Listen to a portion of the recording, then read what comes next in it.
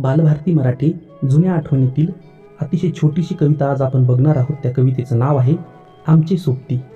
चला तर सुरू करूयात।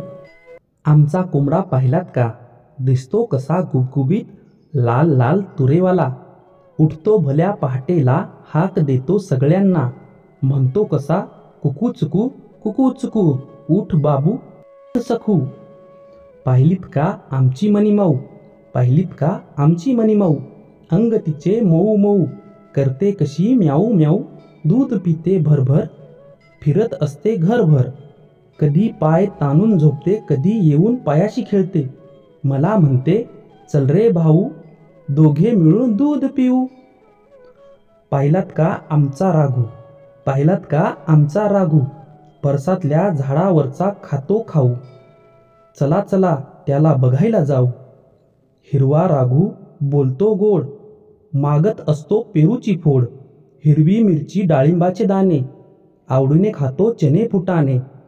ऐकत बसतो माझे गाणे, मान हलवतो आनंदाने। खिडकीत येऊन म्हणतो मला, चल रे जाऊ राणी वनी भटकून येऊ। पाहिलीत का आमची चिवताई, पाहिलीत का आमची चिवताई, टुनटुन करीत नाचत येते, ठुमकत ठुमकत मला म्हणते चिव चिव चिव चिव चिव चिव, नाना मला पर कर शिव।